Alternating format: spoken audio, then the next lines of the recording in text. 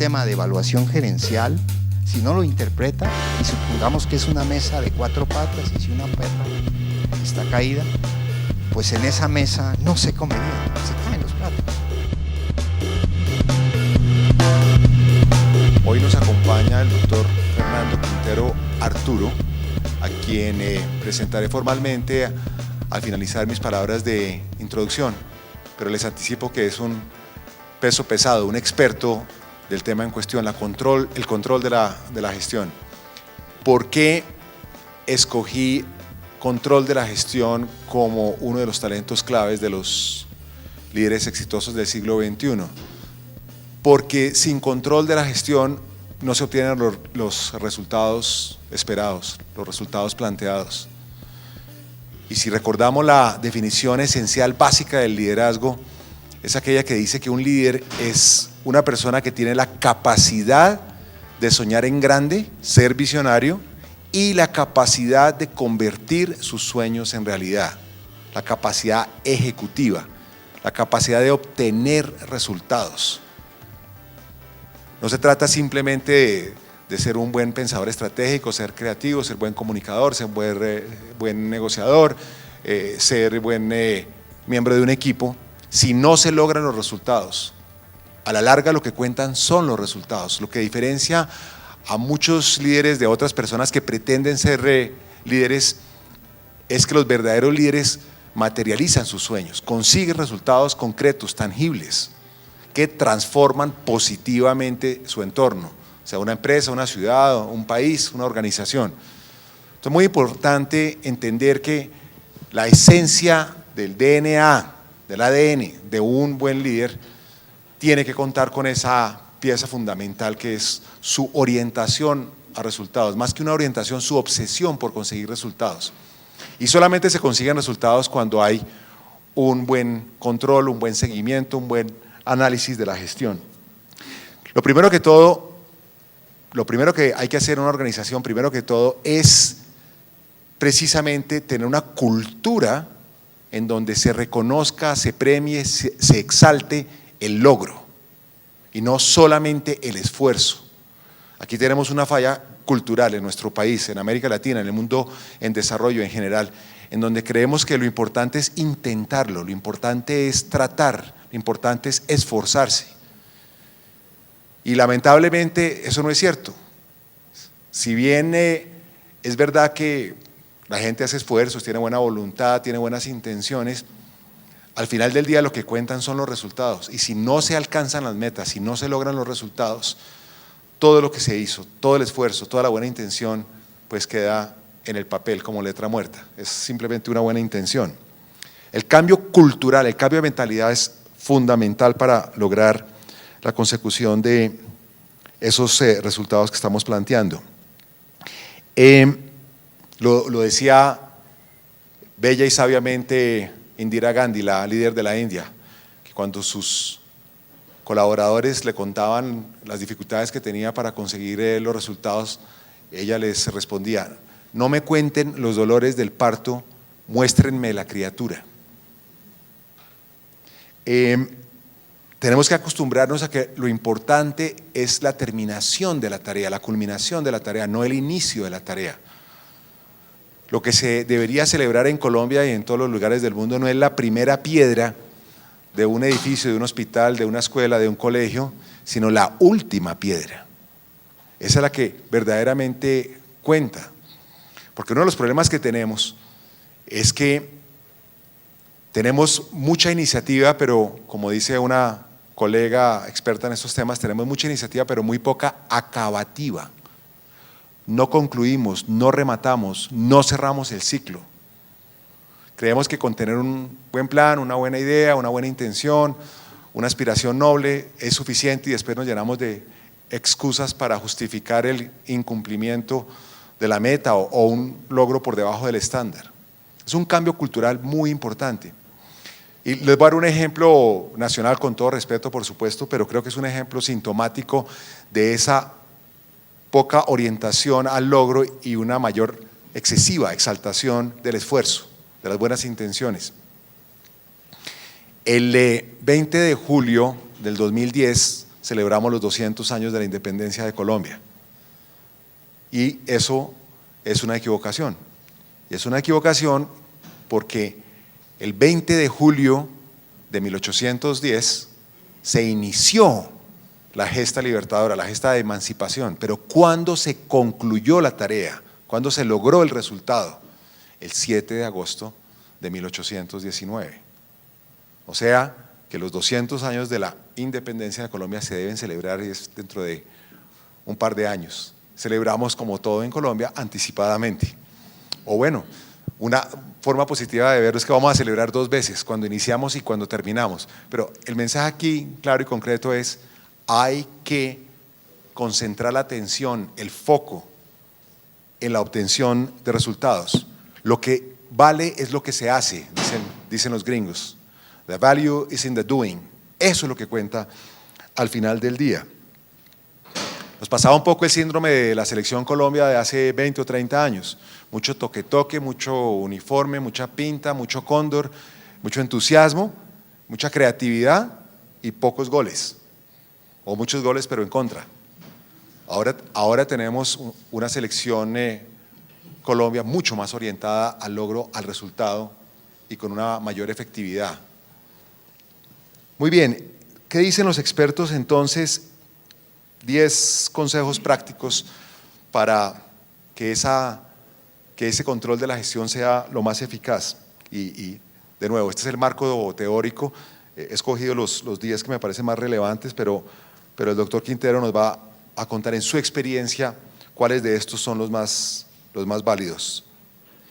Lo primero, tener metas claras, SMART goals, como dicen los gringos. SMART, S-M-A-R-T, simplemente un acrónimo para representar conceptos claves de lo que deben ser las metas. La S quiere decir que las metas tienen que ser específicas, metas muy específicas, muy particulares, muy claras y muy concretas.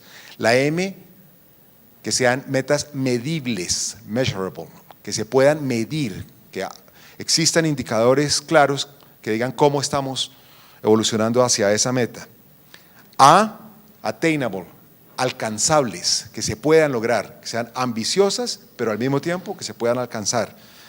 R, que sean relevantes, o sea, que tengan un significado o un valor para la organización. Y T, trackable, que se les pueda hacer seguimiento, que se pueda monitorear su evolución a lo largo del tiempo. Entonces, primero, y más importante, lo obvio, fijar bien esas metas.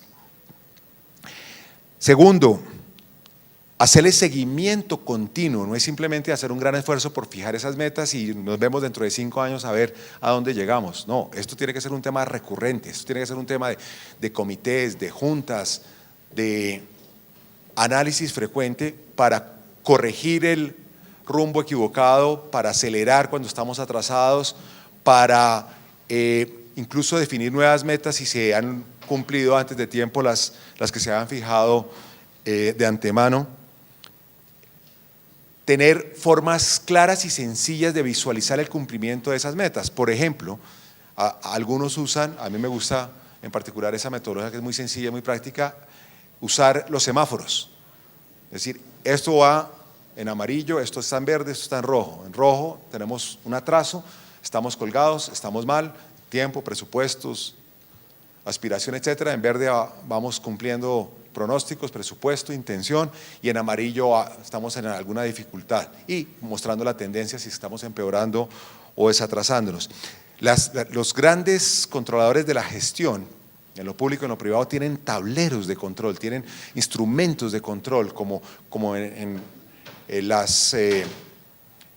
los aviones. Los pilotos están llenos de instrumentos que les van indicando si van a la velocidad, a la altura, en las condiciones adecuadas por la ruta indicada, etcétera, etcétera. Muy importante tener esos tableros de navegación, de control. Y para eso hay muchos instrumentos, muchas herramientas y muchos conceptos. Uno de ellos, el Balance Scorecard, es uno de ellos. De pronto Fernando nos va a hablar algo más en detalle sobre el Balance Scorecard, pero no es el único y hay muchas maneras de medir. Lo importante es medir, porque lo que no se mide no progresa. Muy bien, tercer consejo práctico, basado en la academia, pero práctico para que pueda tenerse un control eficaz de la gestión: asignar responsables, lo obvio. Cada una de esas metas tiene que tener un papá o una mamá. Idealmente no un comité ni un equipo. Las responsabilidades colectivas se diluyen. Finalmente todos son responsables, y cuando todos son responsables nadie es responsable. Entonces es importante que haya un equipo, y de eso vamos a hablar más adelante, pero que ese equipo tenga un líder, tenga un coordinador, tenga una cabeza que se encargue de que las metas se vayan cumpliendo en los tiempos y con los recursos que han sido definidos. Personas que no sean solamente responsables, sino que sean accountable. Accountable es una expresión en inglés que no tiene una traducción literal al español. Hay un profesor experto en estos temas que se llama el profesor Vince Molinaro, que estuvo en Colombia hace 2 o 3 meses, y que explicó qué es ser accountable versus ser responsable. Responsable es cuando uno tiene un compromiso formal en una empresa de cumplir con unos temas. Está escrito en el manual de funciones, está escrito en el contrato, está escrito en las metas que se fijan con el jefe cada año, etcétera, etcétera. Pero ser accountable es cuando la persona asume un compromiso personal con el logro de esa meta. Va más allá de lo formal, va más allá de lo puramente profesional. Es cuando realmente la persona está comprometida con la obtención de esa meta. Las personas que tienen un buen accountability, más allá de su responsabilidad, son personas que obtienen resultados sobresalientes, son verdaderos líderes. Entre otras, fíjense en la palabra, la misma palabra lo dice, responsabilidad. ¿Qué es la responsabilidad? La habilidad de responder, la habilidad de rendir cuentas, la habilidad de explicar qué está pasando, cómo está pasando, por qué está pasando. Muy bien, un concepto traído de la economía que es muy útil, y en algunas empresas lo usan, y lo ideal es usarlo porque es un concepto muy valioso. En la economía hay 3 tipos de indicadores: lo que se llaman leading indicators, los indicadores que anticipan cosas que pueden estar sucediendo.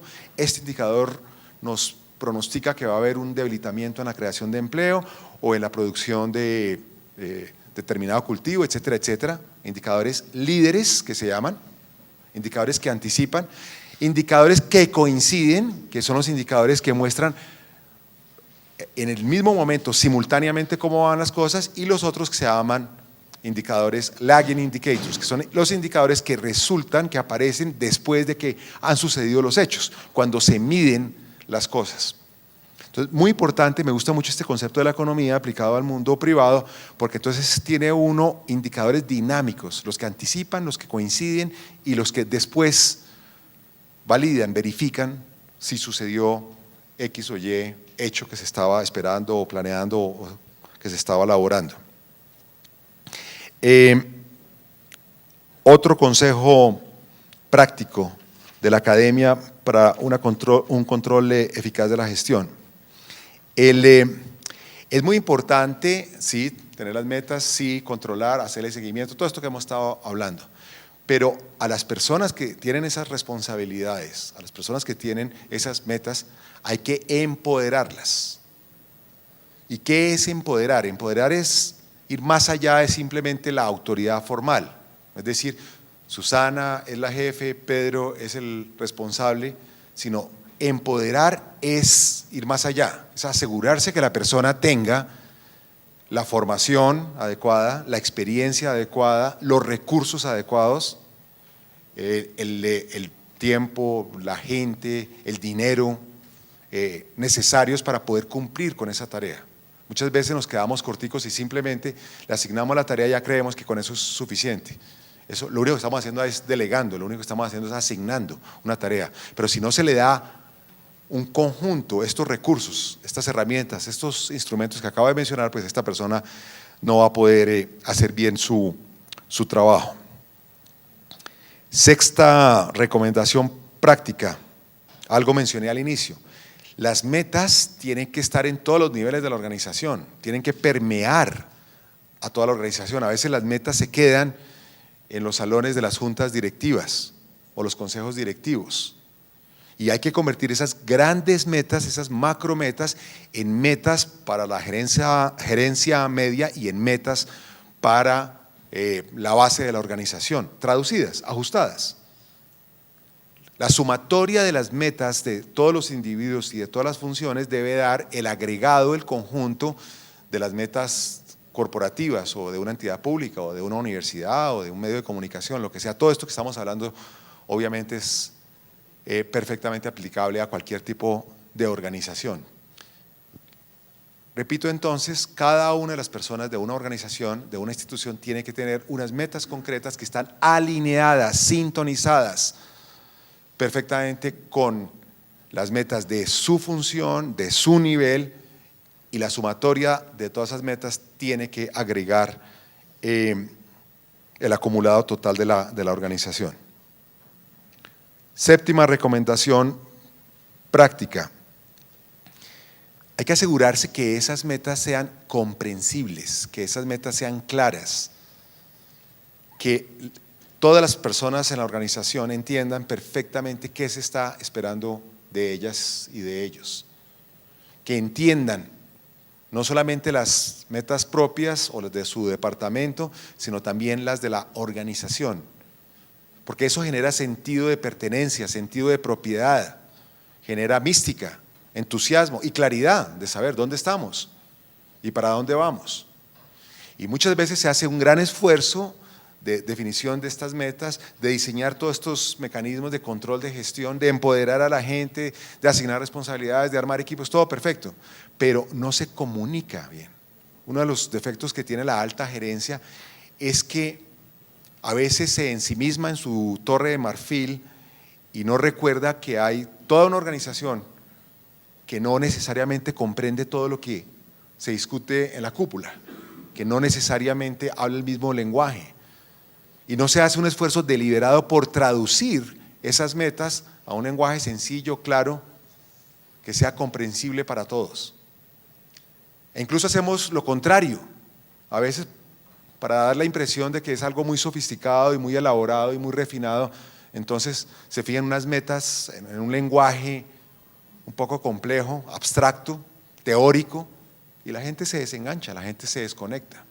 Lo importante es que la gente asimile esas metas, las de la organización, las del departamento, como propias, que las interiorice, que las adopte y las adapte a su trabajo cotidiano. Octavo consejo práctico. Por supuesto que hablando de control de gestión tenemos que hablar del control en el sentido clásico de control, del control de los auditores, del control de los revisores, del control de los abogados, de los controles que obligan a que se cumplan las normas externas y los procedimientos internos, a que se revise que no se estén dilapidando los recursos, que no se esté malinterpretando las decisiones de la junta directiva, etcétera. Todo ese tipo de controles, esa es otra forma de controlar la gestión, pero aquí estamos yendo a un control de gestión que va más allá del control de auditoría o de contraloría tradicional. Estamos hablando de un control gerencial,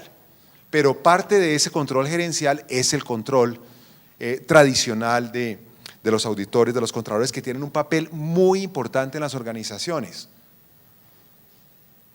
A veces subestimamos, a veces no valoramos esa labor de control y de seguimiento, y a veces pensamos que son los que dañan la fiesta, los que complican la cosa, los que enredan la burocracia, etcétera, etcétera. Y estos revisores fiscales, estos contralores, estos procedimientos sirven, son fundamentales para cumplir con la ley, para cumplir con las normas, para cumplir con la ética, que va más allá de la ley, y para cumplir con las instrucciones de las juntas directivas. Hay que aprender y a valorar el uso de lo que el profesor Edward de Bono llama el sombrero negro. Dentro del concepto de los 6 sombreros del pensamiento, una de las formas en las que tenemos que pensar todos es con el sombrero negro. El sombrero negro es el sombrero que uno debe usar para pensar en dónde están los riesgos, dónde están las fallas, dónde están las fisuras, qué puede salir mal.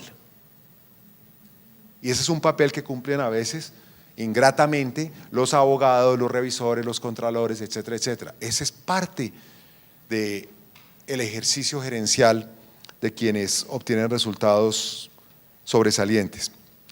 Noveno consejo práctico, benchmarking. Benchmarking es compararse, comparar los resultados de una empresa con los resultados o de una entidad con los resultados de otra entidad que se mueva en el mismo campo. Esa es una primera forma de hacer comparación.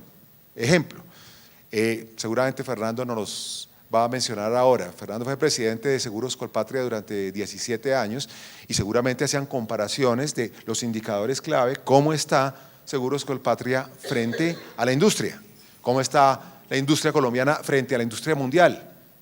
Porque esas comparaciones sirven para decir, ay, acá estamos por debajo, aquí hay una oportunidad, en esto estamos bien, aquí de pronto podemos incorporar una nueva tecnología que nos mejore eso, etcétera, etcétera. Esas comparaciones a veces son odiosas, pero son indispensables para mejorar. Y esa es una forma de compararse, de hacer benchmarking. La otra es compararse no contra la misma industria, sino contra los mejores en esa práctica. Les voy a poner el ejemplo que recuerdo en este momento. Los mejores facturadores del planeta son los señores de American Express, la tarjeta de crédito. Tienen millones de facturas, de millones, de trillones de operaciones, entonces tienen una sofisticación. Entonces, si el presidente de Seguros Colpatria quiere mejorar su sistema de facturación, pues no solamente mira a la industria de los seguros, no solamente mira a las empresas gringas de seguros o rusas o donde sea, sino mira a quiénes son los mejores en facturar. Los que menos errores cometen a menor costo, con mayor satisfacción de los clientes, etcétera, etcétera. Entonces son dos tipos de comparaciones que se hacen cuando se hace control de gestión. Frente a instituciones, empresas, entidades similares a uno y frente a los que tienen la excelencia en esa práctica en concreto. Y por último, pero no menos importante, el control de gestión debe ser un control exhaustivo que solamente concluye cuando la misión ha sido cumplida. No es simplemente los grandes números, las grandes metas, sino ver muy en detalle, porque ojo, el diablo está en los detalles. Ojo, a veces las cifras consolidadas macro, que son promedios ponderados de cosas, esconden riesgos, dificultades, errores. Entonces, un buen control de gestión es a nivel de junta directiva, a nivel de presidencia, de rectoría, de ministerio, como lo quieran llamar.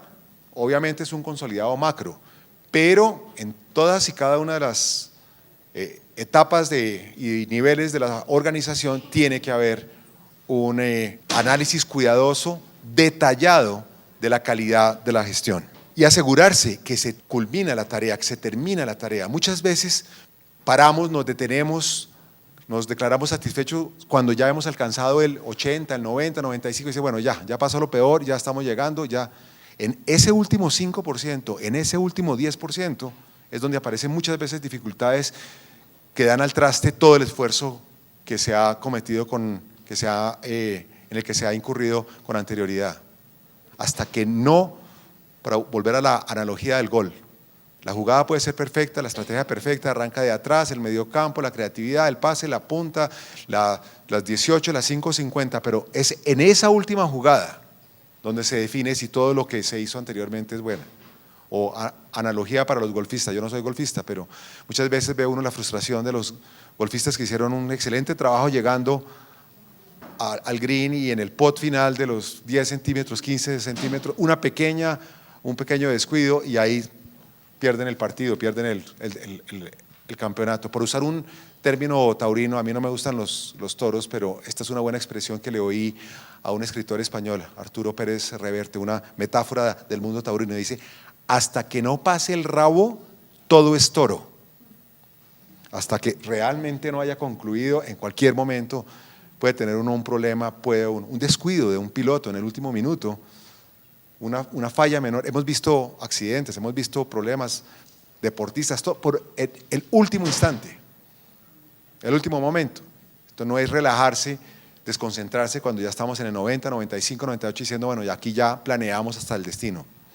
Eso es lo que hacen, estos 10 consejos prácticos son derivados de muchos consejos, pero esto es la esencia de lo que hacen los líderes sobresalientes en control de gestión. Para mí es un gusto, un honor, un placer tener a Fernando Quintero Arturo, presente hoy para hablarnos del control de gestión. Fernando es administrador de empresas del CESA y no solamente un estudiante sobresaliente, sino un gran profesional.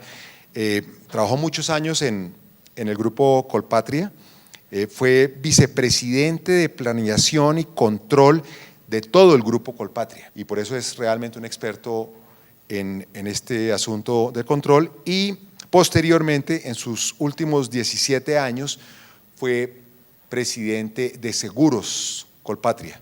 Hoy en día Fernando está dedicado al emprendimiento, es uno de los 2 socios de Gastronomy Market, una excelente oferta de alimentos de muy alta calidad, de muy alto nivel. La verdad es que tenemos que agradecerle porque Fernando ha hecho un esfuerzo especial por estar aquí con nosotros y pues es un privilegio contar con la experiencia de una persona tan exitosa y tan sobresaliente en este aspecto en concreto. Adicional a su formación como administrador de empresas del CESA, tiene una especialización en banca y crédito de FIU en Estados Unidos y una maestría en estudios políticos de la Universidad Javeriana. Por favor, recibamos a Fernando con un aplauso. Muchas gracias. Doy por sentado que la empresa que vamos a controlar es una empresa que ya soñó, ¿cierto? Es muy terriblemente importante porque cuando hablamos de control de gestión ya soñamos, ya tuvimos una visión, ya definimos, ya hay una misión de la organización, probablemente hay unos objetivos estratégicos planteados. Y quizás es la primera lección que le dice a uno el profesor de administración en el primer semestre. Dice, el ciclo del proceso de administración es planeación, organización y control. Doy por sentado eso, ¿sí? La empresa soñó, es una empresa preciosa, hay unos soñadores que quieren llegar allá en el 2022, quieren llegar allá. Pero el mundo está lleno de soñadores y conocemos excelentes escritores, excelentes administradores que han soñado, que han querido hacer cosas, pero los hemos visto también a ellos fracasar, Entonces doy por sentado que soñamos, que queremos ser los primeros, que queremos tener en un ambiente competitivo, hicimos benchmarking ya, nos comparamos con los mejores competidores, hicimos una cosa adecuada. El benchmarking es una cosa incluso que viene desde la filosofía griega, de la filosofía francesa. Renato Descartes le recomendaba a uno desde muy joven, para los que estudiamos filosofía, esa filosofía de quinto de bachillerato, compararse con los mejores, tener referencia con los mejores. Es una palabra moderna, pero igual bebe en todo el conocimiento antiguo, bebe en todo el conocimiento. Hacer benchmarking, compararse. Entonces, yo quisiera contarles un poco mi experiencia, que fue larga en este mundo del control de gestión. Algunos años antes había sido vicepresidente comercial de lo que hoy es el Banco Colpatria, vicepresidente de crédito, pero un día fui a un curso en Ohio, en Dayton, y escuché a un señor que se llamaba, no sé si vive, era Jerry Steed. Jerry Steed era el presidente global de AT&T. Y le han preguntado a un periodista, a Jerry Steed, no existía el Balance Scorecard, no existían los métodos modernos de control de gestión, pero le preguntaron a Jerry Steed, ¿qué es lo que usted hace o cómo es que controla su empresa? Esta es una empresa que tiene base en los Estados Unidos, pero tiene operaciones en 80 o en 90 países en el mundo. ¿Cómo controla a su gente? Y el tipo se ha hecho esta exposición rápidamente, la voy a hacer en un gráfico que me pareció sencillísimo. Y dice, lo que le da valor a una empresa,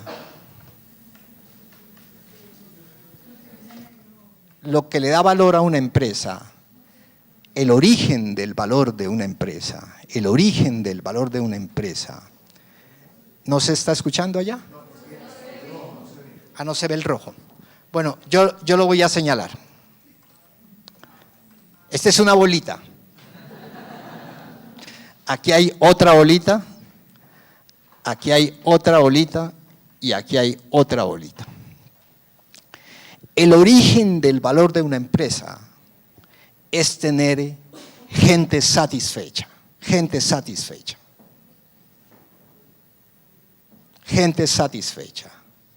Y Jerry Steed decía, but not only satisfied people, we need delighted people, enamorada de la empresa.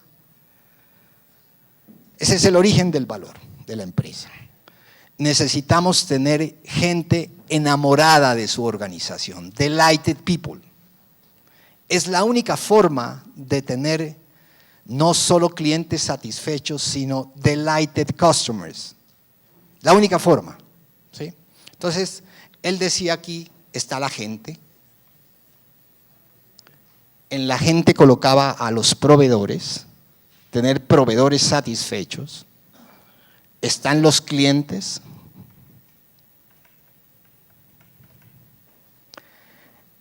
Están los accionistas.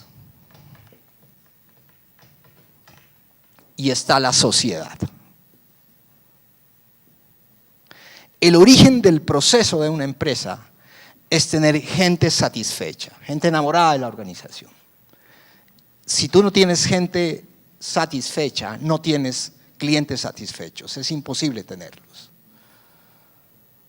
Porque esa falta de cariño, cuando uno tiene negra el alma, no atiende bien la gente, no atiende bien la gente. Clientes satisfechos. Y si tú tienes clientes satisfechos, gracias Mauricio, si tú tienes clientes satisfechos, con seguridad tienes una sociedad satisfecha. Aquí está, la sociedad satisfecha. Es un resultante del proceso. Las empresas existen es porque la sociedad las aprecia, porque las quiere. De lo contrario no existirían. Eso es un valor fundamental que también se da en la primera lección de administración, pero las empresas existen es porque la sociedad las necesita. No es porque unos señores quieren hacer mucho dinero. Si ellos no identifican una necesidad de la sociedad, no existen. La sociedad necesita eso. Por ejemplo, yo en mi nueva empresa identificamos que la gente necesita comida saludable, alimentación saludable. Y Gastronomy Market está dedicada a la alimentación saludable. Distribuye productos saludables. Y accionistas satisfechos, pero no solo satisfechos, sino delighted shareholders. Delighted, enamorados de la empresa. Esos accionistas satisfechos invierten en la empresa. Y la sociedad invierte en la empresa. Es un ciclo dinámico. A cada uno de esos grupos de interés que están escritos en el plan estratégico, hay que tenerle indicadores de gestión. Lo que se llaman los KPIs, indicadores de gestión. A cada uno. Si uno consulta un plan estratégico, siempre dice, y queremos tener unos clientes satisfechos. Y queremos tener unos accionistas satisfechos con una rentabilidad de X%.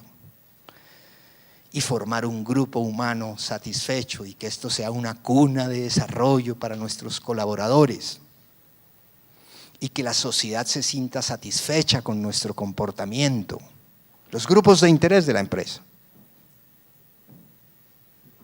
Entonces decía aquel señor, Jerry Steed, yo tengo indicadores de gestión para todo.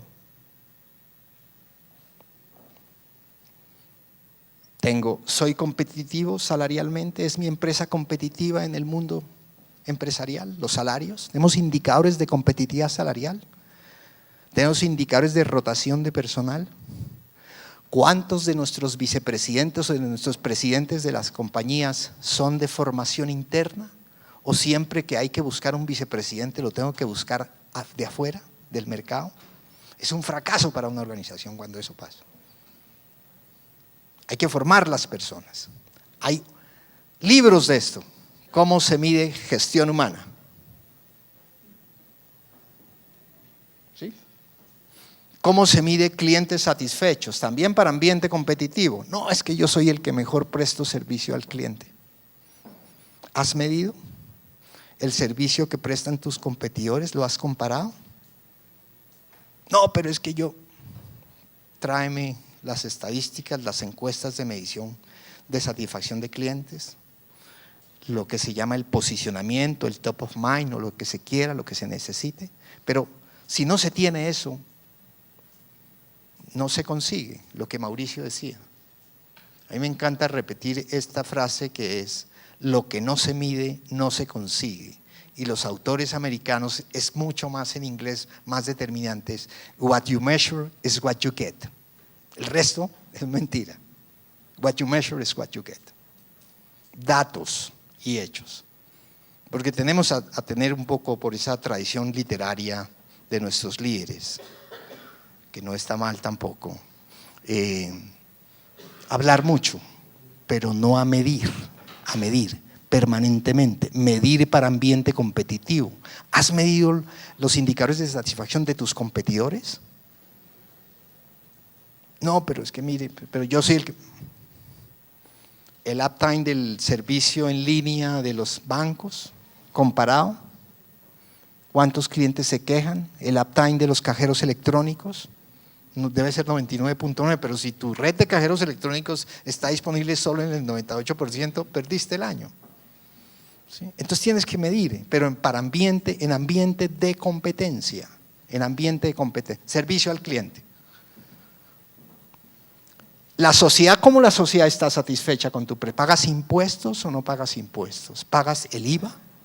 ¿Eres un evasor de IVA? ¡Qué vergüenza! Nos falta en los indicadores de desempeño cuánto IVA pagamos con respecto al año pasado. Muy raras son las empresas que tienen esto. ¿Cuánto impuesto de renta pagamos en el 2016? Es un fracaso para una empresa no pagar impuestos, no pagar más impuestos, porque quiere decir que está generando menos renta a la sociedad. También, la sociedad está satisfecha con su presencia. Indicadores de gestión para eso. ¿Y los accionistas? ¿Están satisfechos tus accionistas? Retorno sobre su inversión, riesgo, retorno asociado a riesgo también. Porque ellos eventualmente podrían tomar su dinero e irse para otra actividad. ¿Hay actividades más rentables? ¿Yo tengo el mejor accionista o el accionista tiene la mejor inversión? Se puede ir. ¿Sí? Entonces todos los planes estratégicos tienen unas oraciones y las misiones y la visión, unas oraciones que son muy bien redactadas, pero hay que identificar. Cuando menciona la palabra cliente, tiene que ser consistente tu sistema de evaluación gerencial con eso. Porque si la menciona solo por mencionarla, o si menciona la palabra accionista, y el accionista es un señor que no pregunta, tienes que ser armonioso con la oración que dice la empresa. Los clientes, queremos tener los empleados mejor pagados de Colombia, o el ambiente competitivo, pues tiene que medir eso. ¿Es tu organización o es una organización que está en el cuartil medio o en el cuartil alto en competitividad salarial? No. Entonces, ¿por qué? Porque todos los grupos de interés de la organización tienen que estar satisfechos, en agrado con esa presencia. Simplemente es eso. Entonces, en este caso en Grupo Colpatia montamos esto. Y no fue tarea fácil porque a mí me han nombrado vicepresidente de planeación de Grupo Colpatia. Yo no era jefe de los presidentes de las compañías, pero tenía que serlo de alguna manera para este aspecto. Porque desafortunadamente, creo que han mejorado muchísimo las juntas directivas colombianas, pero desafortunadamente las juntas directivas de nuestras empresas, y no hay que sorprenderse de empresas grandísimas, de 4.000, tienen juntas directivas, podría arriesgar con esto, son bastante flojas las juntas directivas.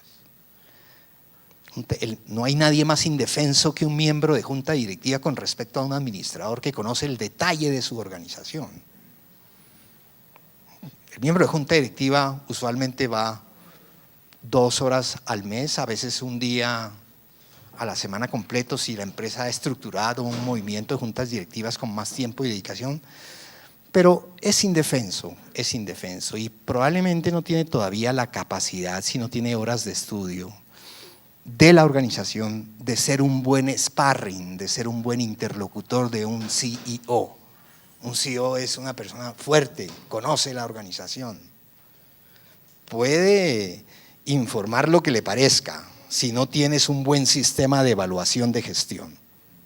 Si no tienes un buen de gestión, él informa lo que le parece. Y dentro de un año aparece un boquete enorme en la organización. Se ha perdido $5 millones por esto y esto y esto. Pero un sistema de control de gestión debe estar asociado al riesgo de la organización también, que Mauricio habló aquí. Al riesgo de la organización. Es asociado a riesgo. Indicadores asociados a riesgo. Clientes asociados a riesgo. Sociedad, ¿está nuestra empresa concentrada en 3 o 4 clientes? Es un indicador de riesgo en clientes.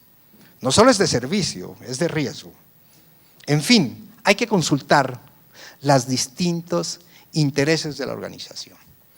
Entonces, quizá 100% de acuerdo con lo que habló Mauricio, solo con un detalle, que es la independencia de Colombia no se cerró el 7 de agosto de 1819, sino por allá en 1823, cuando nosotros los pastusos nos vencieron los Bolívar y Santander, porque les tomó más tiempo, a Guayá les tomó más tiempo, pero solo ese detalle. Lo demás estoy 100% de acuerdo. Eso es lo que hay que hacer en una organización para controlar.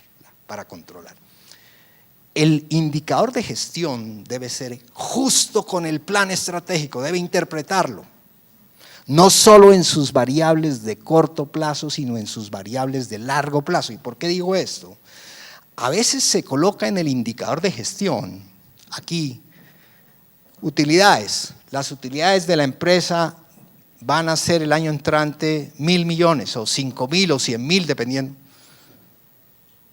Y las logra el señor gerente, pero las puede lograr en detrimento de la competitividad salarial. A mí no me interesa solo cumplir las utilidades de la empresa, es un balance. Por eso viene el balance scorecard posteriormente, es un balance. Si este gerente tiene 100 pesos de meta y logra 400, pero no tiene buena competitividad salarial, no debe recibir su bono de ejecución anual. Y matemáticamente ahorita les explico cómo lo hicimos matemáticamente, ¿sí? Cada variable. Porque eso pasaba antes en Grupo Colpatria. A mí don Carlos Pacheco, que vivía, que era el fundador de Grupo Colpatria, me decía, oiga, doctor Quintero, yo necesito que usted me ayude a ser un mejor gerente.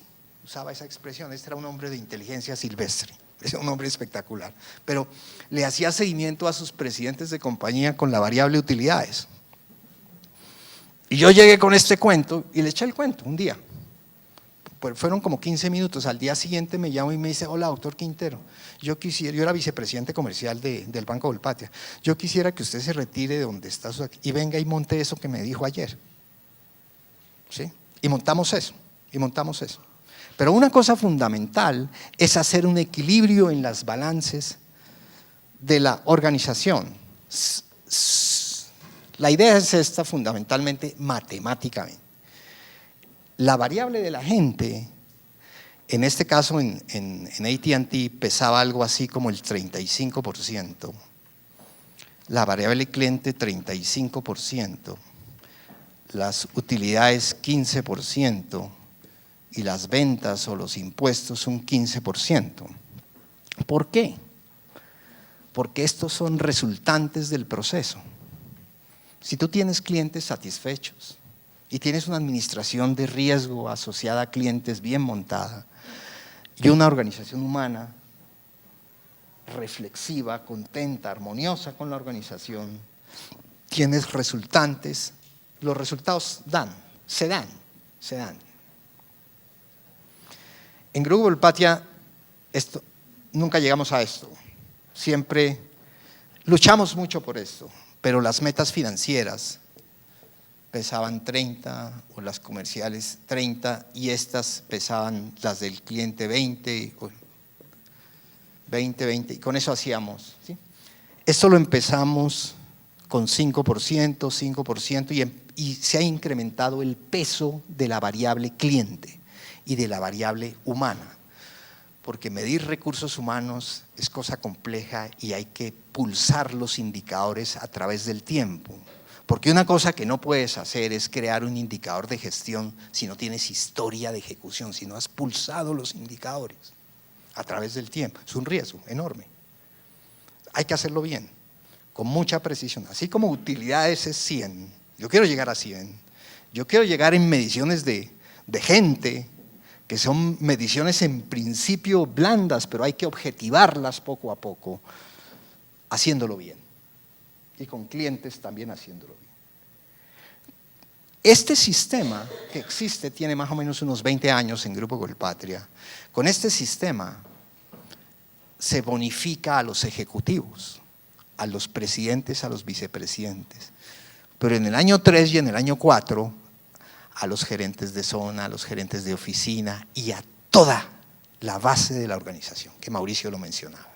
Tienes que hacer armonía con la evaluación de la base de la organización, con la evaluación de la escala jerárquica y del primer nivel de las organizaciones, incluso a las juntas directivas, tiene que ser armonioso. No puede ser que cumpla objetivos el presidente de la compañía y la mayoría de las unidades organizacionales no los cumpla, o que cumplan las unidades organizacionales y el presidente pierda su bono de ejecución anual, ¿correcto? Entonces debe haber armonía y debe pasar por todos los vasos comunicantes. Cuando uno entra en los ascensores de esta organización de Grupo Colpatria, uno escucha, me fue mal en el contrato de desempeño, le llamábamos contrato, pero está un muchacho que está haciendo la caja del banco, o en la compañía de seguros, me fue mal en el contrato de desempeño. Incide en su vida, incide en la vida de la gente. Entonces el sistema de evaluación de gestión debe ser justo con el plan estratégico, variables de corto y largo plazo, para trasladar de la oración a la acción el plan estratégico. Esa es una variable, justo con debe ser entendido por la gente, comprendido, porque ¿cómo controla si no comprenden las personas? ¿Cómo les van a medir?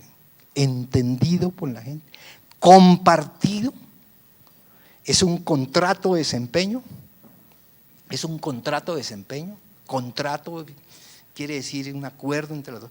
Obviamente las juntas directivas imponen, pero hay un contrato de desempeño, se acuerda, debe estimular a las personas. Yo quiero llegar allá, ser justo con las personas, justo con los accionistas, justo con la sociedad, clarísimo, no es nada más.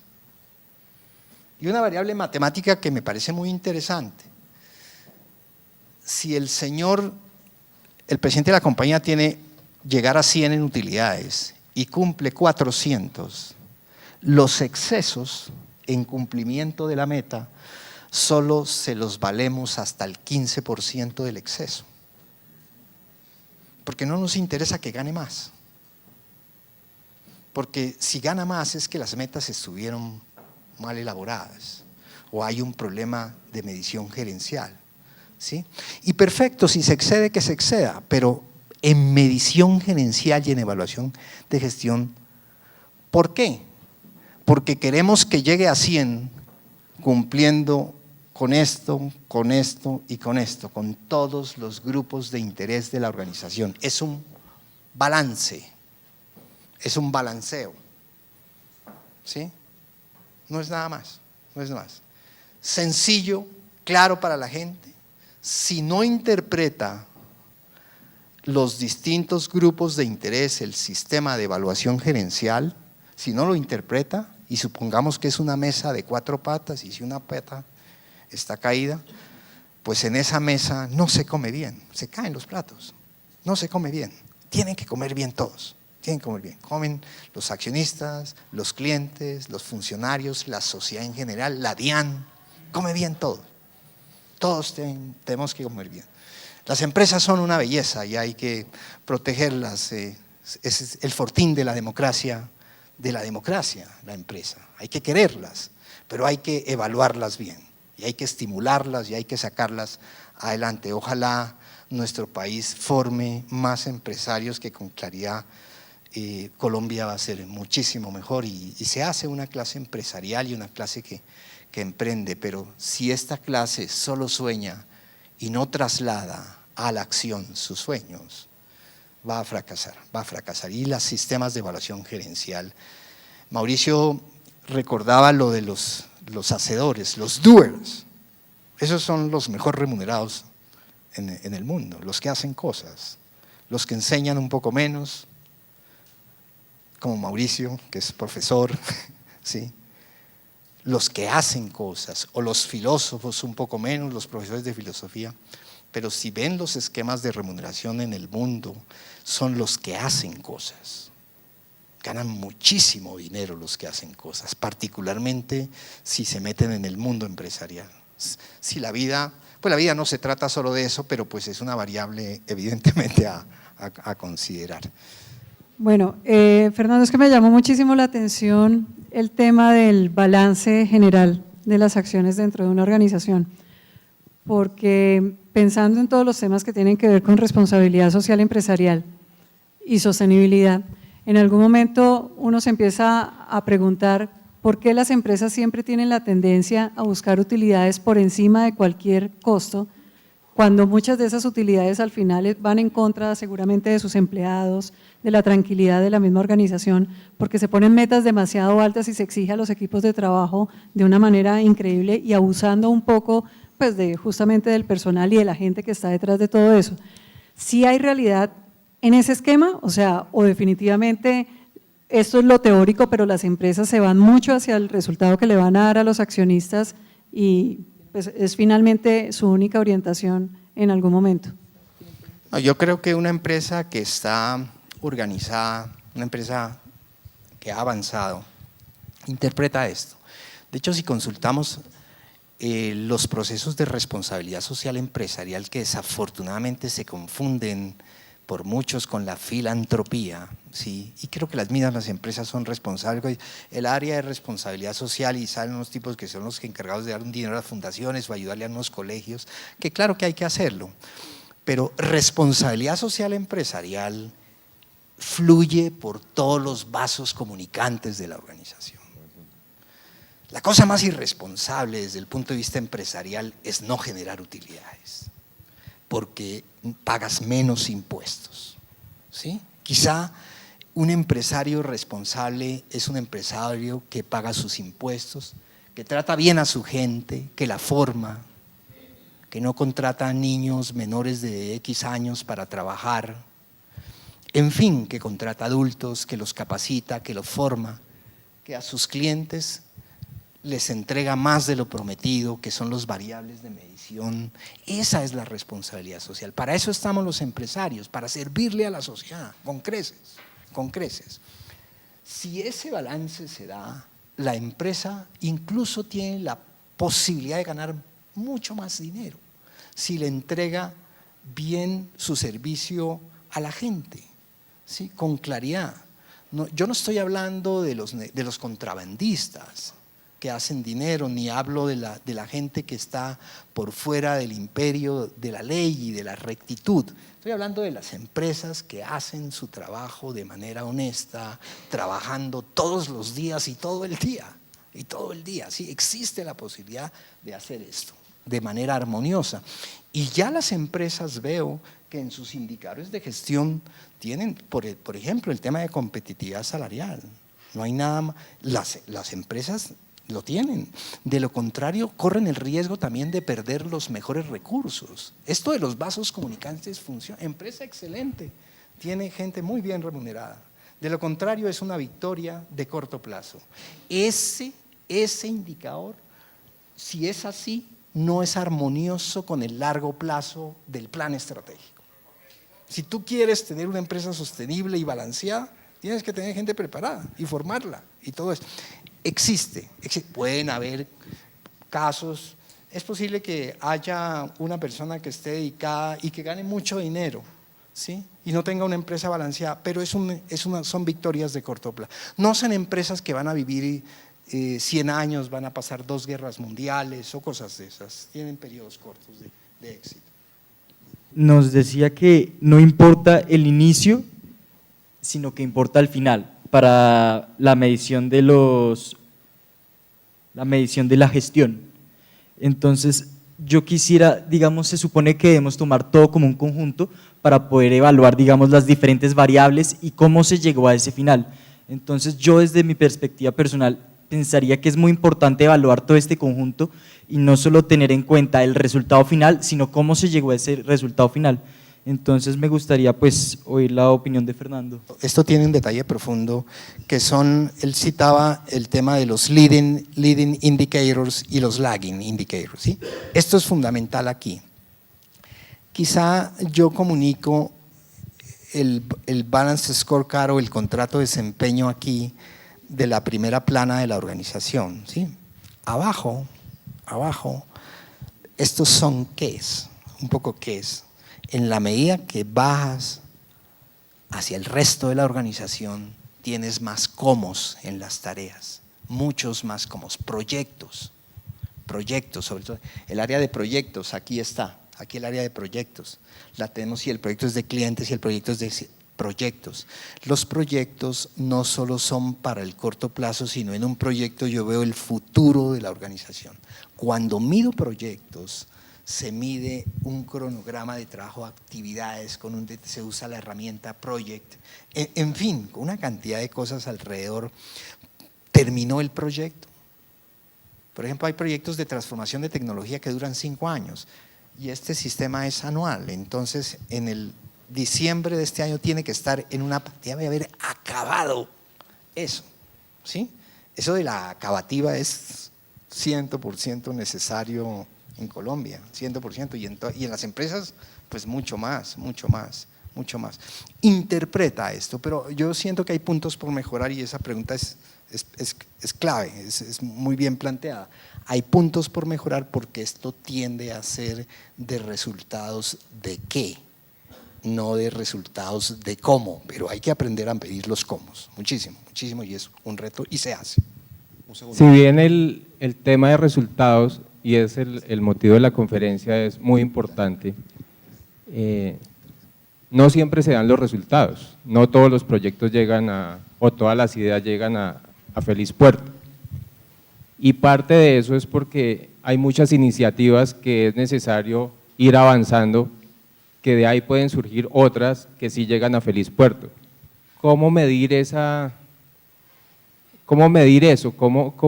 ¿Cuál es el punto de quiebre entre los resultados y lo que se inicia, las iniciativas, la innovación, todo esto que se está dando en este momento y que pues yo no he visto indicadores de eso?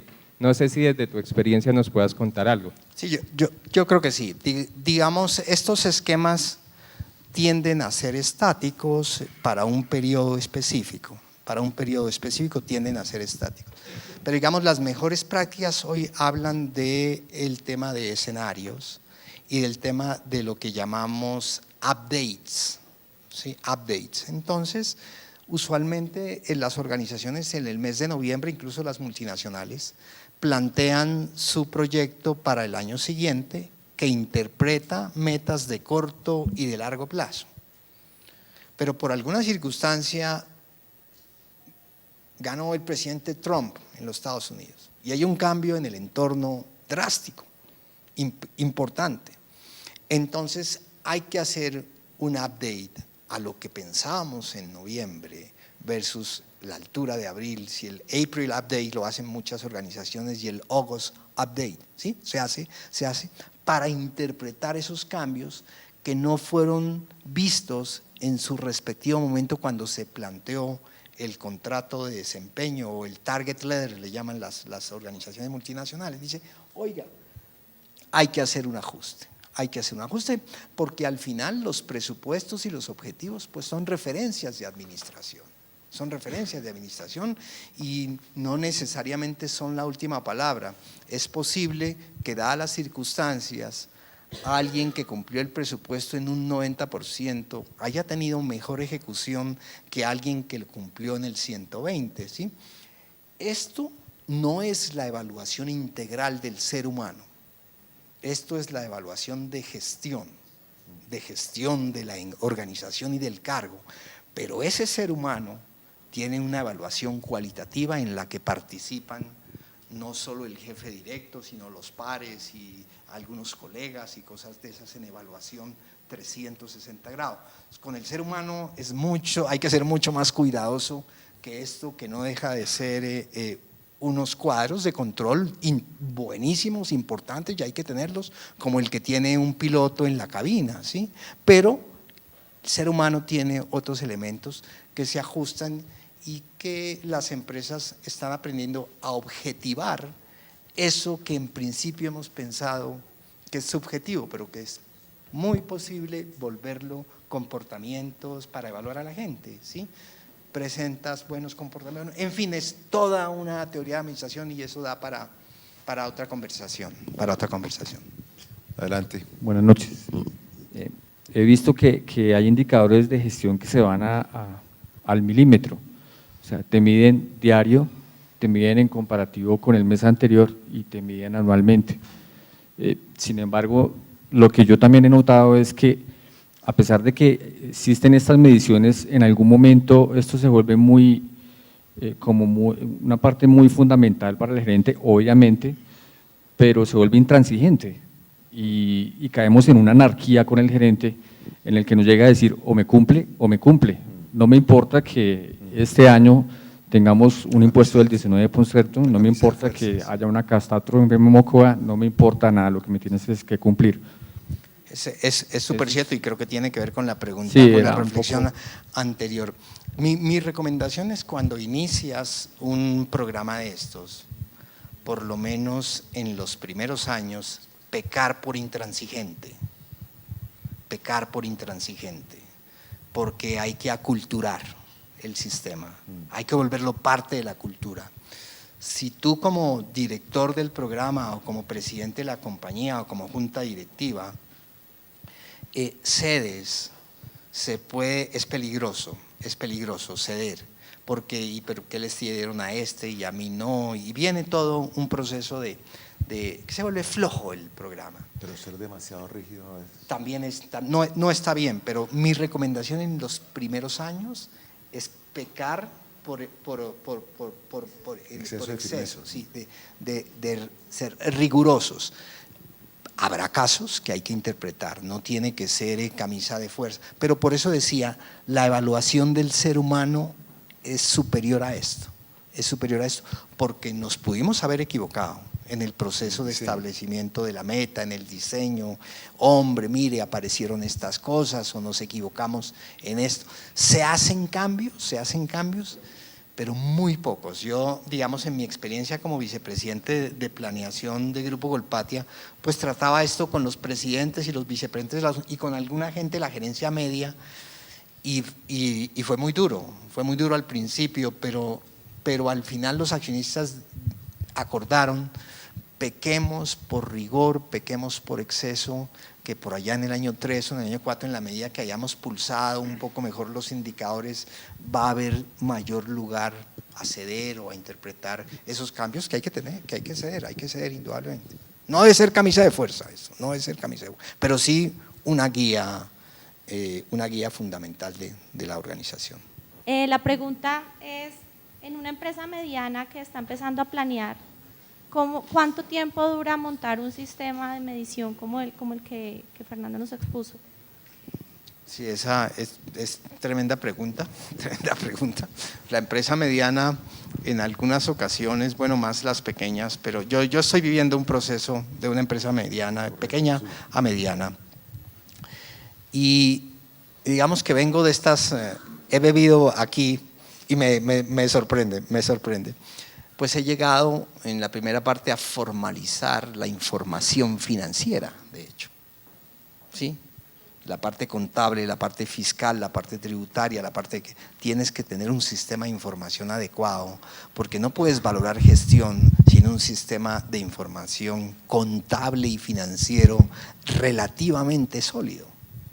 Entonces, quizás a lo primero que habría que llegar es a formalizar, a institucionalizar el sistema de información gerencial para luego atreverte a hacer un sistema de evaluación de gestión, porque corres riesgos grandes si el sistema no es sólido, ¿sí? Entonces por ejemplo, en este caso, estoy en este proceso, ya invité a una persona a trabajar como directora de información y directora de información de negocio más que todo, pero vamos a montar el sistema de evaluación de gestión para esta empresa para a partir del 2018, donde ya hay materia gris, ya hay materia de información para tomar. También necesitas un nivel gerencial que entienda esto, porque tú no puedes tener, si tienes todavía, las empresas pequeñas tienen probablemente a la persona responsable del día a día de la empresa, el operador o el gerente operador, y las demás personas es nivel, digamos, menor, con el que no te puedes atrever a montar esto porque no le van a entender. Sí, el concepto, por ejemplo, del porcentaje, que es tan importante, incluso yo he visto administradores de empresas que no lo matizan bien. ¿Sí? Sí, entonces dice, oiga, ¿qué es esto? Me excedí en un 20%, en un 15%, o lo que sea. Entonces, es un riesgo grande, la empresa tiene que estar, digamos, tener un sistema maduro de información y de planeación. También, si no hay la empresa pequeña y la empresa mediana casi no tiene procesos de planeación formales, están en el día a día, están en la caja, viendo cuánto vendieron y todas esas cosas, entonces toma tiempo. Se me adelantó un poco con la pregunta, te la voy a orientar al tema de pymes. Yo soy empresario y encuentro mucha dificultad, porque me paso entre el sueño y el hacer las ventas.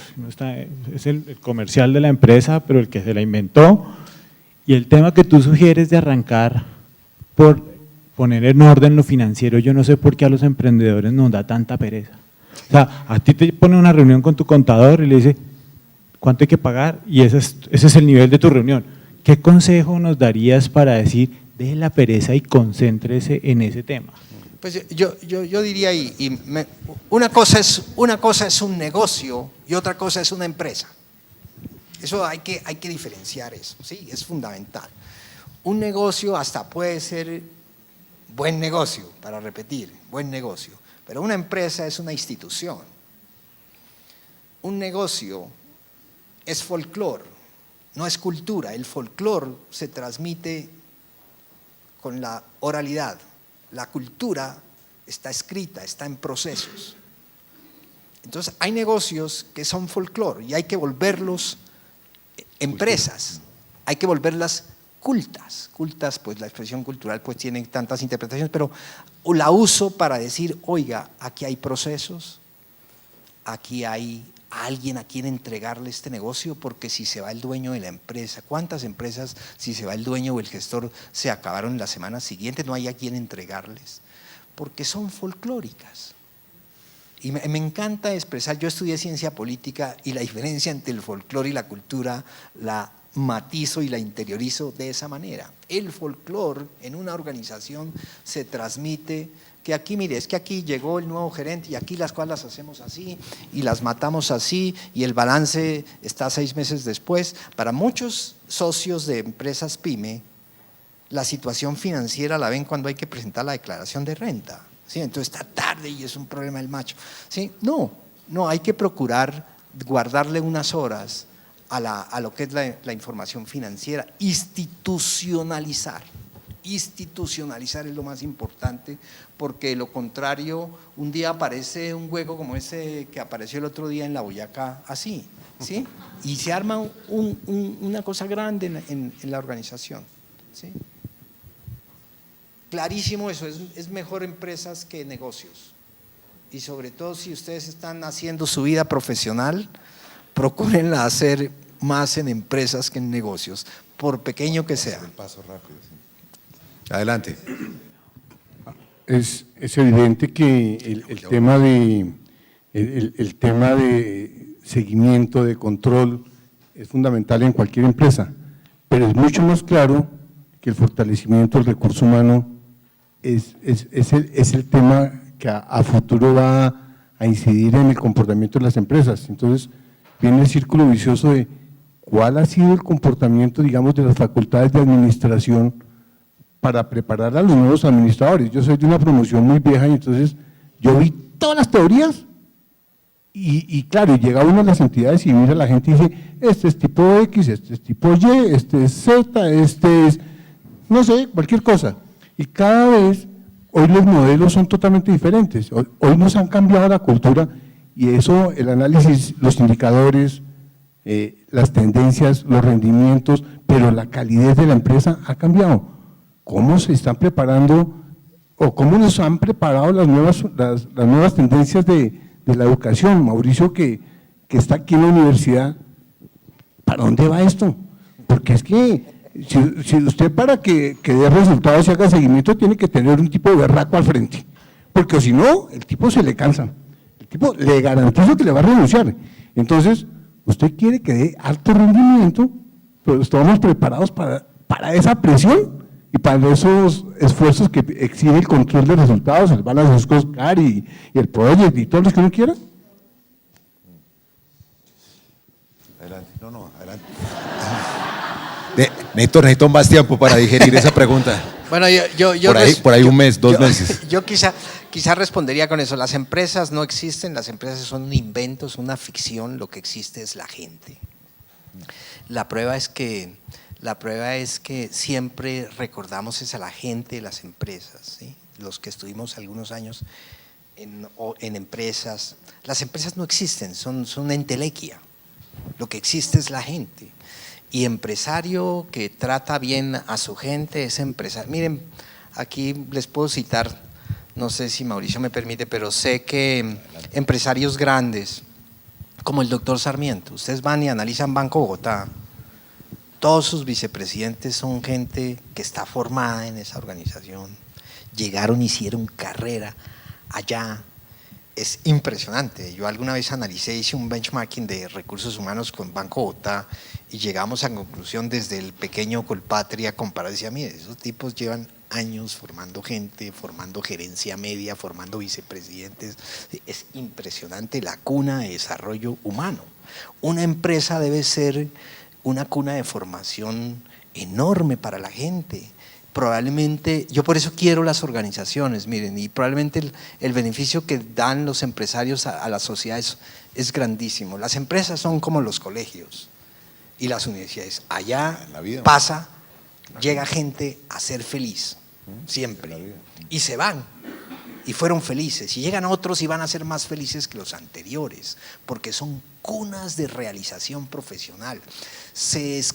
En la psicología, cuando fuimos al colegio y a la universidad a estudiar psicología, tal vez a mi generación no le tocó estudiar psicología de adulto, de formación de adulto, sino en la de Freud y la de Erickson y la de estos que eran la psicología hasta que uno es adolescente. Y ahí como que se acaban los libros. Pero el proceso de aculturamiento de un adulto es en la empresa. Se vuelve adulto, aprende a trabajar, se vuelve cumplidor. Yo llegué a mi empresa allí y eran cumplidísimos. Estos amigos, Carlos Pacheco era un tipo que si le decía, un día me acuerdo teníamos un viejo a Cali y me dice, doctor, lo recojo a las 6 de la mañana en su casa, déme la dirección. Y yo dije, yo a este tigre no le puedo llegar a las 6:05. Bajé a las 5:50 y el tipo estaba parqueado desde las 5:40 esperándome. ¿Sí? La cultura del cumplimiento. Era como un inglés, un caballero. Es una vergüenza incumplir y uno se forma en esos procesos culturales. Cuando la empresa dice valores, puntualidad, servir al cliente. Eso es un valor que hay que, me acuerdo que era lo que Mauricio, interiorizar, ¿no? Pero Mauricio habla, la accountability. Usted coge y se mete eso y se mete eso en la organización. Y debe lograr que su gente viva eso. ¿Cuántos muchachos que llegan a los bancos a ser cajeros y no han tenido papá ni mamá que le diga que no está bien llegar tarde? Entonces están formando gente, que no está bien llevarse 100.000 pesos de la caja del banco. No está bien, hay gente que no comprende eso, pero carajo, si yo viví, no, Tanto. ya, tenga, ¿sí? Y aprenden, y la gente se comporta de manera honesta, se comporta de manera puntual, aprenden a servirle a la sociedad, en fin, una cantidad de cosas. Y un empresario exitoso es un empresario que forma gente en valores, ¿sí?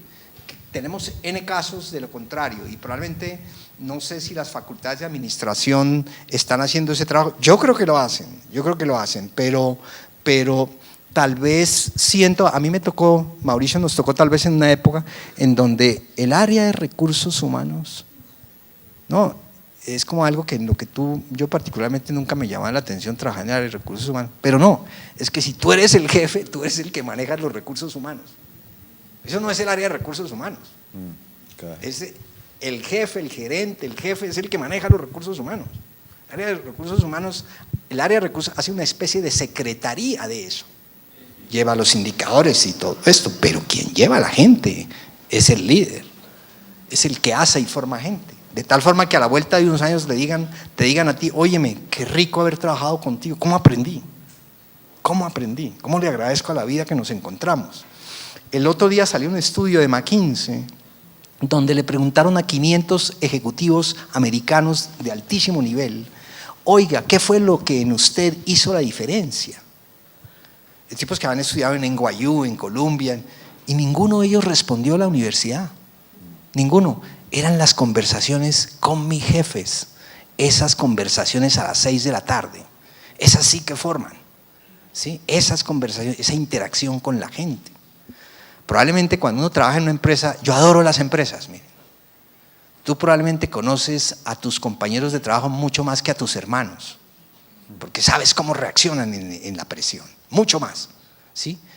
Y la mayoría de los socios son compañeros de trabajo, porque ahí hay un ambiente de conocimiento real en entornos de presión, Hay una posibilidad enorme de hacer gente, Creo que las facultades trabajan muchísimo en eso, ¿o no? Ahora voy a responder esa inquietud para cerrar. No quiero que se den cuenta de que no tengo la respuesta, pero… Si en este modelo se podrían aplicar escenarios. En cuanto a los escenarios en la experiencia laboral, yo siento que muchas veces son como de doble filo, porque por un lado pueden presentar flexibilidad y por otro lado llega un momento en el que generan como ociosidad o como que son un poco permisivos. ¿Qué estrategia se podría aplicar para que el escenario no sea negativo, o sea, el uso de escenarios no sea negativo? Y la segunda pregunta es si usted nos podría recomendar bibliografía o para profundizar en el tema del modelo. Claro.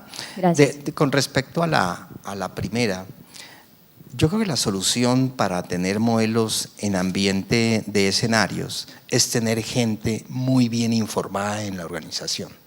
Yo hacía la observación que las juntas directivas son indefensas, no están preparadas, a veces no tienen el tiempo, no tienen los recursos internos dentro de las organizaciones que preparen buenos miembros de juntas directivas. Grupo Colpatia solucionó eso teniendo un área independiente que en este caso lideré, que era la Vicepresidencia de Planeación y Control, que teníamos información de todo lo que estaba pasando en la industria de seguros, en la industria de la construcción, en la industria bancaria, en todo lo que en la que Grupo Colpatia está, en el país. Entonces el presidente de la compañía decía, mire, es que lo que pasa es que el negocio leasing no ha crecido por esto y esto, y entonces tenemos que bajar la meta o lo que sea. Y sacaban unos tipos, una base de datos que trabajaban conmigo, ¿sí? Mire lo que ha pasado en el sector leasing en Colombia, usted ha crecido 18, el sector leasing ha crecido 30, entonces más bien todo lo contrario, tendríamos que aumentar las metas, ¿sí? Entonces, esa interlocución, que es una interlocución creativa, debe ser con base en datos. Quien lleva el sistema de evaluación gerencial, sea la junta directiva o sea un área independiente, debe ser el mejor sparring. ¿Se acuerdan la expresión sparring en el boxeo? El sparring de Cassius Clay fue Floyd Patterson, que fue campeón mundial, ¿sí? También. Era un tipo que se preparaban y Y así, es el mejor interlocutor, es una coteja del presidente de la compañía si están poniendo las metas. Sí, es un diálogo de igual a igual, preparados los dos, porque no puede haber, porque el escenario, entonces quien procura metas más pequeñas o lo que sea y todo eso, no, es fundamentalmente información y gente, una emulación creadora y buena, es posible. Es posible. Y libros, hay mucha literatura. Digamos que la literatura clásica hoy, cuando empezamos esto, por ejemplo, el profesor Kaplan y Norton no habían sacado sus libros, eran papers ahí en el Harvard Business Review. Después desarrollaron varios libros alrededor de eso, pero Kaplan y Norton son la base de todo este sistema. Las empresas de consultoría también tienen publicaciones ya admitidas, McKinsey, Booz Allen también tiene muchas publicaciones de sistemas de evaluación de gestión que comparten con el público. Hay un libro que se llama Gain Sharing de un señor que se llama John Belker también, que lo usé mucho en mis épocas de inicio de implantación, que decía que los triunfos hay que compartirlos con la gente y que hay que desarrollar sistemas de bonificación no solo para los ejecutivos sino para toda la base de la organización en la medida que se cumplan estas metas o esto que dice aquí, para hacer un proceso cultural. Esto tiene, yo no creo que no haber hecho énfasis, esto tiene que ser cultural. Cultural quiere decir que lo vive todo el sistema nervioso de la organización. Todos los huesos de la organización están viviendo este sistema, hasta los tuétanos. ¿Sí? De lo contrario, no marcha la gente en el mismo barco. ¿Sí? Y eso es éxito. Si tú garantizas eso, es éxito. Éxito que se viene. Para responder su inquietud, ¿para dónde va esto? Es su pregunta. La respuesta no la tengo yo, la respuesta la tienen ustedes. ¿Para dónde va esto en términos de el estilo gerencial del futuro, del modelo de liderazgo del futuro? Yo lo que hago a través de este seminario es de darles a ustedes unas piezas para que armen su modelo. Yo estoy convencido de que el liderazgo es como un Lego. ¿Se acuerdan el juego ese de las piezas, de las fichitas? Y lo que intento hacer con estos 13 talentos es darles 13 piezas distintas, muy distintas. Fíjense, hemos hablado en estas sesiones de visión, de pensamiento estratégico, de creatividad, de manejo de crisis, de cosas muy distintas. Piezas grandes, pequeñas, redondas, triangulares, como los Legos, transparentes. Y cada uno de ustedes arma su propio modelo de liderazgo, escogiendo las piezas del tamaño y con la forma que se ajuste a su personalidad, a su estilo, a sus necesidades, a sus circunstancias. No existe un modelo único de liderazgo, no existe un ejemplo a seguir. Fíjense, en Colombia, en el mundo empresarial o en el mundo político, en el académico, hay muchos modelos válidos, pero son distintos. Entonces la respuesta no la tengo yo, la respuesta la tienen ustedes.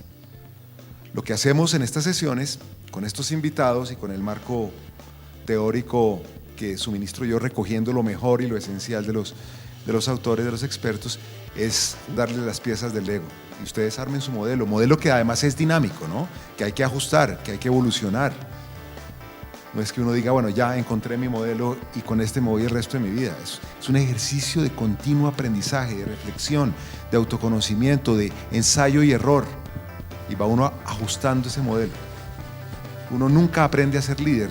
El líder no es una estación a la que se llega, es una forma de viajar, es una forma de pensar, es una forma de afrontar los retos profesionales, y no solamente profesionales, sino, como bien indica Fernando, los retos personales. Uno no puede separar al profesional de la persona. Muy bien, con esto concluimos. De nuevo, muchas gracias por su presencia y un aplauso para Fernando. Muchas gracias.